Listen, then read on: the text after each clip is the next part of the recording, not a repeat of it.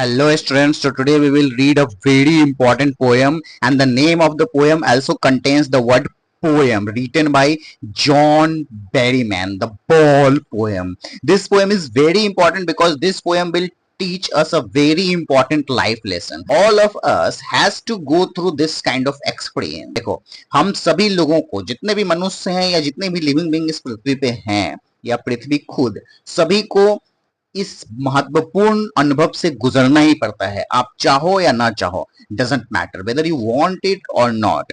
हम सबके लाइफ में ऐसा पल आता है जिस समय से हम जन्म लेते हैं उसी समय से हम अपने जीवन में कुछ ना कुछ खोते चलते हैं।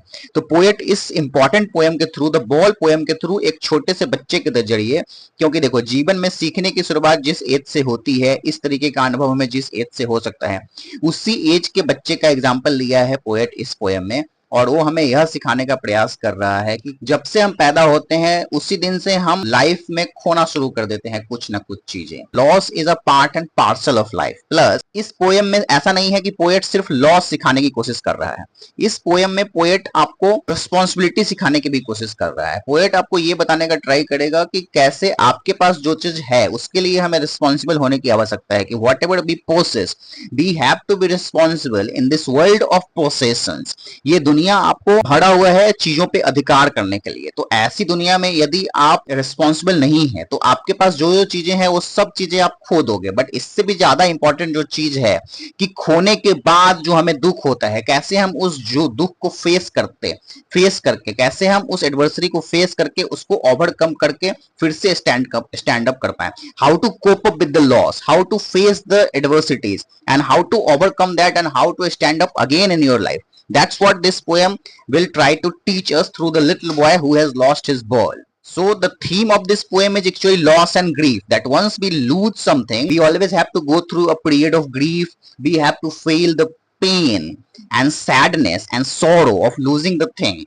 In this poem, we will see a short example, a small example of losing something. But most importantly, कि फ्यूचर में हमें वैसी वैसी चीजें दुख मिलेंगी जो इनटॉलरेबल हो सकता है। तो कैसे हम उस दुख को झेले और कैसे पार कर पाए ये हमें बचपन से ही सीखना पड़ता है, जो इस बॉय के थ्रू पोएट आपको सिखाने का ट्राई करेगा। प्लस आपको ये भी सिखाने का कोशिश करेगा पोएट की how you have to be responsible towards everything, towards all of your पोसेशंस।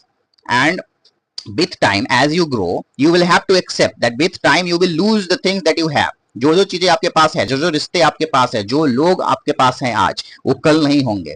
तो हमें इस बात को एक्सेप्ट करना पड़ेगा, तो ही जाके हम लाइफ में आगे बढ़ पाएंगे और हमें जो दुख मिलेगा उसका हम सामना करके हम कैसे खड़े हो पाए उस मैसेज के लिए ये पोएम बहुत इंपॉर्टेंट है।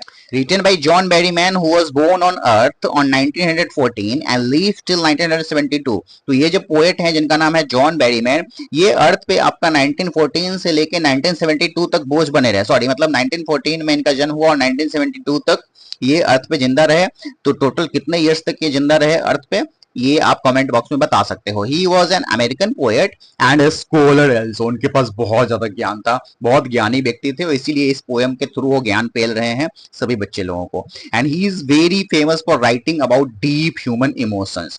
बट जो प्रेजेंट डे किड्स होते हैं ये किसी का ज्ञान नहीं लेना चाहते हैं और ये पोएट लोगों को लगता है कि उनके पास बहुत ज्ञान हो गया है, इसीलिए वो ज्ञान देते रहते हैं हमेशा दूसरे लोगों को। खैर, आपको अपने सिलेबस के लिए ये पोएम पढ़ना है तो लेट्स रीड। देखो इस पोएम का सेंट्रल आइडिया क्या है कि एक बॉय है जो अपना बॉल खो देता है। ये बॉय कहानी पोएम में जो भी एक्सप्लेनेशन हुआ है उसके अनुसार आपका काफी छोटा बालक है और ये उसके लॉस का जीवन में पहला एक्सपीरियंस है। जैसा कि मैं बताया कि हमें लाइफ में हमेशा ही लॉस एक्सपीरियंस करना ही होता है, आप चाहे या ना चाहो। तो आप जितनी जल्दी इस चीज को सीखोगे कि जीवन में ये खोना पाना लगा हुआ रहता है, हम कैसे उसको एक्सेप्ट करें, कैसे उसको ओवरकम करें, ये पोयम बहुत इंपॉर्टेंट है। उस बच्चे के नजरिए से जिसका पहला एक्सपीरियंस है तो उसको ज्यादा दुख होगा, बट समय के साथ उसको ये रियलाइजेशन होगा कि हमें खोना है और फिर दुख का सामना करने की उसको हिम्मत आएगी। तो ये उसके लिए अच्छा है कि एक छोटे चीज से शुरुआत हुई है, एक बॉल से, जिसका क्षणिक दुख, जिसका टेम्पररी दुख तो उसको अवश्य होगा खोने का, पर समय के साथ उसको रियलाइज होगा कि बॉल का खोना तो महज एक शुरुआत थी, बड़े बड़े चीजों का खोना तो अभी बाकी है, पिक्चर अभी बाकी है मेरे दोस्त। The poem talks about how we all must learn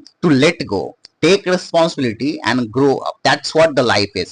Life must go on. Life must go on, life इसी तरीके से चलता है। हम किसी चीज का दुख मनाए सुख मनाए उससे कोई फर्क नहीं पड़ता। इसलिए हमेशा से सनातन ज्ञान इंपॉर्टेंट है, जिसमें शुरू से ही स्टार्टिंग से ही सभी बच्चे लोगों को यह बता दिया जाता था कि जीवन क्या है और उसे कैसे जीना है, what is life and how to live it. और ये ज्ञान देने के लिए मैंने एक अलग से भी चैनल खोल के रखा हुआ है, द इनलाइटमेंट, उस पर भी जा सकते हैं, जिसपे आप द अल्टीमेट सनातन ज्ञान पा सकते हैं, जहां पे इस मेटेरियलिस्टिक चीजों के पाने और खोने के दुख से हम पहले से ही पड़े रहते थे, जहां पे ये अलग से हमें ज्ञान लेने की जरूरत ही नहीं पड़ेगी कि सभी मेटेरियलिस्टिक चीज है और जो हमारे पास आज है वो खत्म हो जाएगा। जितने भी मेटेरियलिस्टिक चीज है वो एक रिसाइकलिंग प्रोसेस से गुजरता है, तो हमें उससे अटैचमेंट फील करने की कोई आवश्यकता ही नहीं है। हमारा जो बॉडी है वो भी एक मेटेरियलिस्टिक थिंग ही है, तो इसीलिए हमें उस परम तत्व का ज्ञान करना होगा, उस सॉफ्टवेयर का ज्ञान करना होगा जो इस संपूर्ण सृष्टि को चला रही है, संपूर्ण फिजिकल संसार को चला रही है।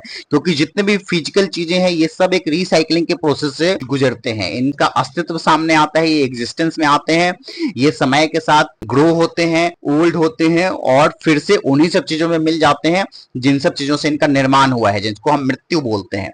अर्थात हमें उस परम तत्व का ज्ञान करना होगा जो सॉफ्टवेयर की तरह इस फिजिकल हार्डवेयर को चला रही है। उसके बारे में आप पूरा ज्ञान और इस तरीके के संपूर्ण अल्टीमेट परम ज्ञान आप मेरे दूसरे चैनल इनलाइटमेंट पे जाके ले सकते हैं। चलो अब स्टार्ट करते हैं इस पोएम को। पोएट क्वेश्चन रेज कर रहा है first and fall in the poem, and he's asking that what is the boy now, what is the boy now who has lost his ball, what is he to do? So he is repeating this line twice. देखो यहाँ पे ये what दो बार जो poet बोला है, तो इस बात पे जोर देने की कोशिश कर रहा है। The poet is trying to emphasise कि आखिरकार वो करेगा क्या। वो एक ऐसे सिचुएशन में अपने आप को पा रहा है कि जहां पे उसने अपनी लाइफ में, वो एक बहुत ही छोटा बालक है, he is only 4 or 5 years old and he has never experienced a loss in his life so far. So what would he do now? And what is he expected to do in this kind of a scenario? That's what the poet is posing a question in front all of us, to what this boy will do now who has lost a ball. And for this little boy, ball is very important. इस छोटे बालक के लिए ball बहुत important है। हमें लगेगा कि एक बॉल ही तो है, बट उसके लिए बॉल बहुत इंपॉर्टेंट है क्योंकि उसके बचपन की मेमोरी उस बॉल से जुड़ी हुई है। वो उस बॉल के साथ खेला करता था और वो बॉल उसका खो गया, तो उस बच्चे के लिए ये एक बड़ा लॉस है। पर उस बड़े लॉस को कैसे झेलेगा, how would he cope up with that loss, how he will face that loss and how he would overcome that loss. That's the most important thing, because this experience in his life will teach us to cope up with the bigger losses and bigger sorrows that awaits for him in future life. So actually what did the poet has done? Poet is like a cameraman who does not help anyone. So he is just looking from a distance and observing whatever the action has happened. So the poet has seen that the ball has merely bounced and went into the water beyond the street, कि सड़क के उस पार पानी में चला गया आपका ball, ठीक है। और पोएट वहां पे खड़ा हुआ देख रहा था एक कैमरामैन की तरह। प्रेजेंट टाइम में जो कैमरामैन होता है कि वो बस सब कुछ देखता है और रिकॉर्ड करता है और किसी के लिए कुछ नहीं करता है। बट यहाँ पे जो इंपॉर्टेंट क्वेश्चन है वो ये है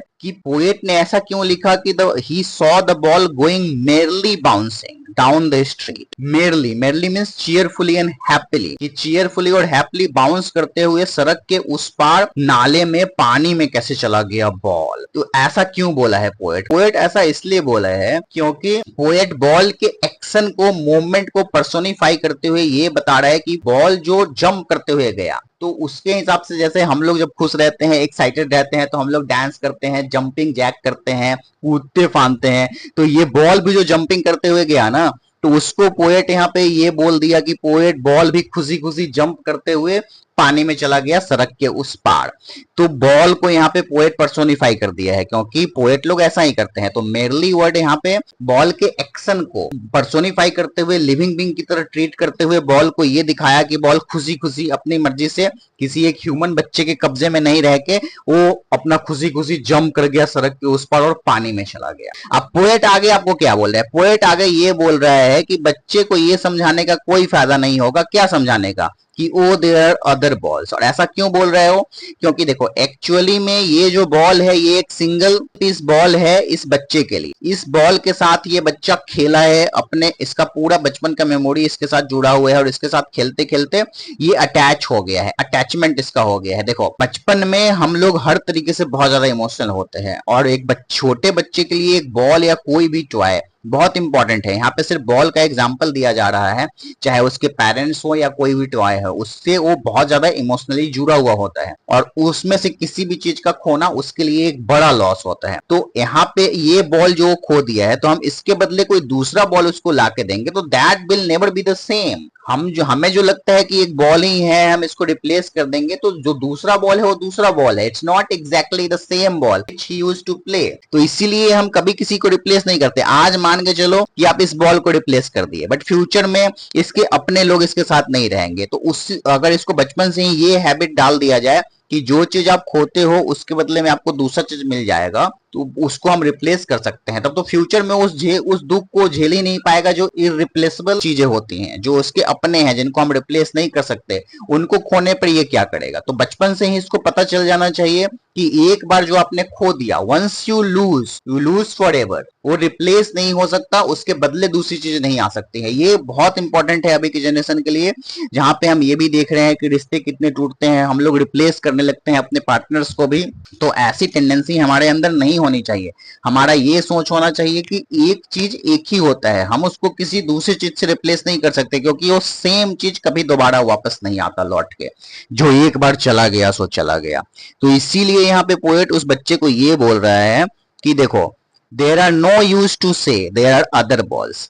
एंड इस बच्चे का भी क्या कंडीशन है, जिसने ये बॉल खोया है, इस बच्चे को एक अल्टीमेट सीकिंग ग्रीफ ने फिक्स कर लिया है, उसको जकड़ लिया है।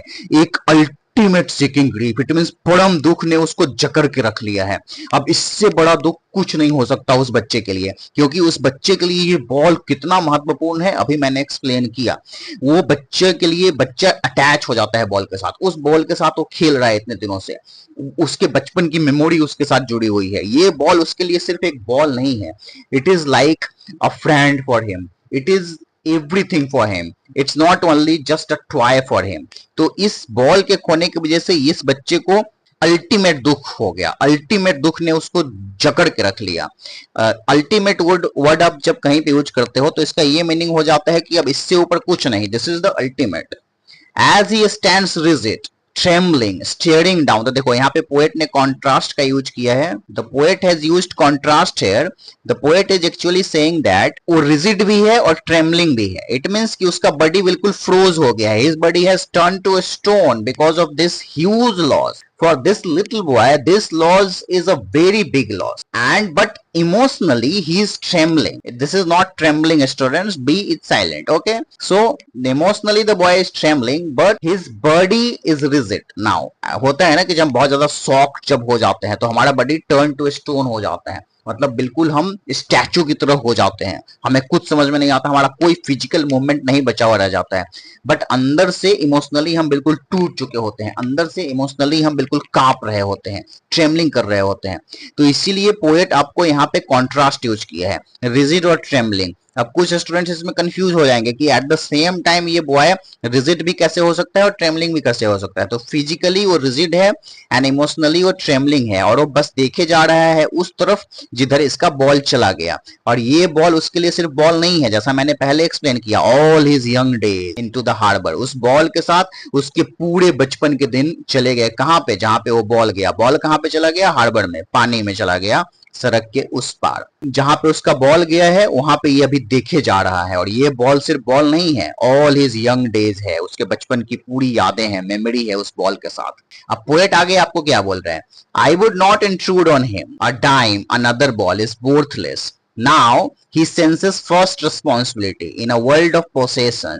अब पोएट ये बोल रहा है कि वो उसको इंट्रूड नहीं करेगा, वो उसको इस पल को खुद झेलने देगा, वो उसको यह अनुभव लेने देगा कि तुम खो सकते हो, उसको लॉस का अनुभव होने देगा।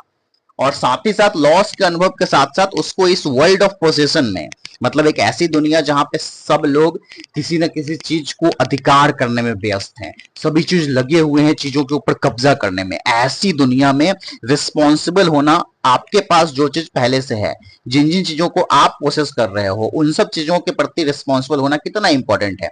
तो पोएट चाहता है कि यह बच्चा इस पल को जिए, इस मोमेंट में वो खुद रियलाइज करे कि खोना और रिस्पॉन्सिबिलिटी, इस दोनों के कॉन्सेप्ट को समझे कि समय के साथ वो चीजों को खोएगा भी, खोने से बचना इम्पॉसिबल है, समय के साथ आप चीजों को खोओगे, you will have to accept the reality, you will have to accept the truth, but at the same time you have to be responsible how to cope with that loss and how to be responsible not to lose something which you possess, but with time you will keep losing। दोनों ही चीजें होंगी, आप समय के साथ जो आज आपके पास है उन सब चीजों को आप खोओगे भी, इसमें कोई दो राय नहीं, बट आपको रिस्पॉन्सिबल भी होना पड़ेगा एट द सेम टाइम, ताकि आप जल्दी नहीं खोएं किसी चीज को, या फिर हो सकता है कि खोएं ही नहीं, तो उसके लिए रिस्पॉन्सिबल भी होना पड़ेगा। लेकिन अगर आप खो रहे हैं तो कैसे उस दुख को झेलें, कैसे उस दुख से पार पाएं, तो ये सब इस बच्चा कब सीख पाएगा, उसको इन सब चीजों का रियलाइजेशन कब होगा, जब उसको इस मोमेंट को हम झेलने देंगे, जब उसको इस मोमेंट को हम जीने देंगे, जब उसको खुद से ये बात रियलाइज होने देंगे। तो अभी उसके इस पल में जो उसके जीवन का पहला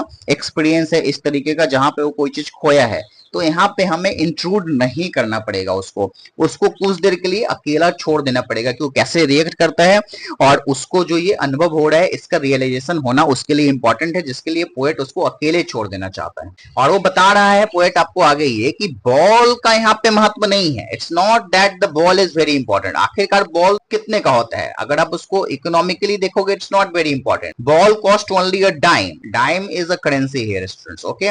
एक दूसरा बॉल खरीद देना जिसका वैल्यू सिर्फ एक ही डाइम होगा, ये वर्थलेस है, ये उसको वो चीज नहीं सिखाएगा जो मैसेज पोएट इस एक्सपीरियंस के थ्रू, इस घटना के थ्रू उस बच्चे को रियलाइज करवाना चाहता है। The experience of losing something, the experience of being responsible, and experience of accepting the loss and moving forward in life, that's what the most important message is that the poet wants this child to learn from this experience. Now he senses first responsibility. In a world of possession, people will take balls. Ball will be lost always. Little boy, ये जो message है ये बच्चा सीखेगा कि ball आता रहेगा जाता रहेगा, हमें इस चीज से उबर के लाइफ में आगे बढ़ते रहना पड़ेगा। और यहाँ पे सिर्फ बॉल की बात नहीं हो रही है, it's just example of ball कि चीजें आती रहेंगी जाते रहेंगे, लोग आते रहेंगे जाते रहेंगे, जीवन इसी का नाम है, जीवन ऐसे ही चलता है।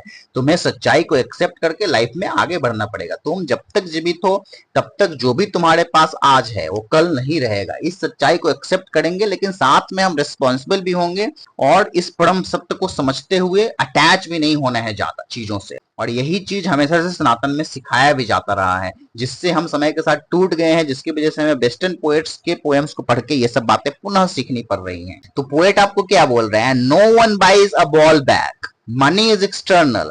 अब इस लाइन में कुछ स्टूडेंट्स कंफ्यूज हो जाते हैं। यहाँ पे सिंपल सा फंडा ये है जो मैंने आपको ऊपर एक्सप्लेन किया कि देखो वही सेम बॉल अब दोबारा नहीं आ सकता। कोई भी एक चीज जो आपके लाइफ से खो गई हमेशा के लिए, सेम वही चीज कभी रिप्लेस नहीं हो सकती। अभी अगर उसको आप दूसरा बॉल ला के दोगे तो दूसरा बॉल होगा ना, it is not the same exact ball. तो इसीलिए ये लाइन लिखा है पोएट कि कभी भी हम सेम वही बॉल नहीं ला सकते। No one buys a ball back, यानी सेम वही चीज कभी नहीं लाया जा सकता। यहाँ पे बॉल सिंबॉलिकली उन सभी चीजों को डिनोट कर रहा है जो वापस नहीं आ सकता। एक बार खो गया तो खो गया। और यहाँ पे जो मनी है ये एक एक्सटर्नल चीज है। मनी आपको इंटरनल जो फीलिंग्स है, जो उसका मेमोरी है उस बॉल के साथ जो जुड़ा हुआ था, वही सेम बॉल एग्जैक्ट तो खरीद के लाके देगा नहीं। अगर आप दूसरा बॉल लाके दे भी रहे हो तो क्या उसके इंटरनल लॉस को खत्म करेगा? नहीं करेगा। मनी एक एक्सटर्नल चीज है और वो सिर्फ एक्सटर्नल भरपाई करेगा, वो इंटरनल फुलफिलमेंट नहीं कर सकता। अगर आपकी लाइफ से कोई चीज चला गया, कोई लोग चले गए, आपके अपने चले गए, तो मनी उसको वापस नहीं ला सकता है। That is the most important thing, and that is why poet has written money is external, he is learning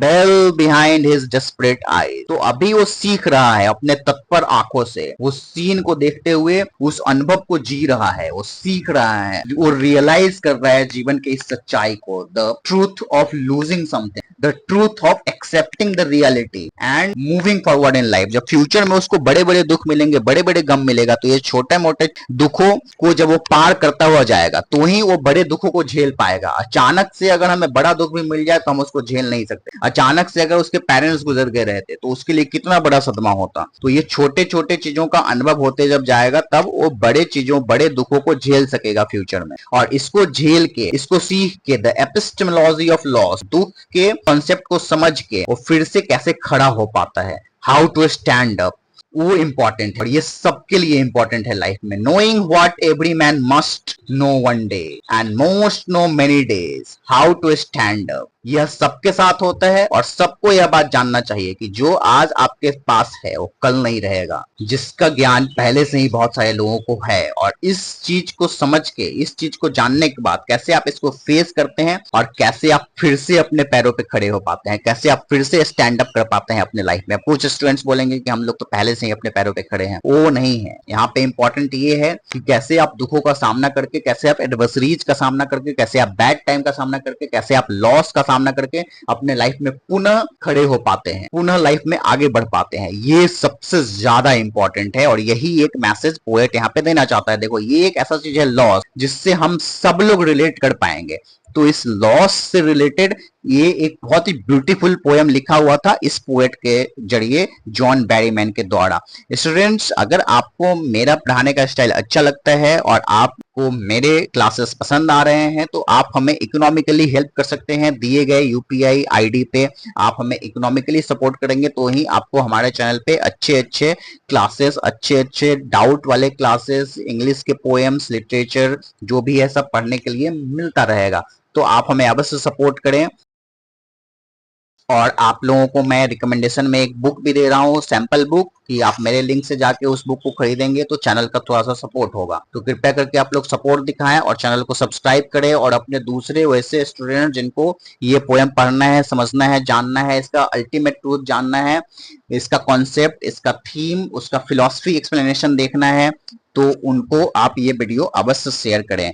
Thanks all of you for watching this video. See you in the next video.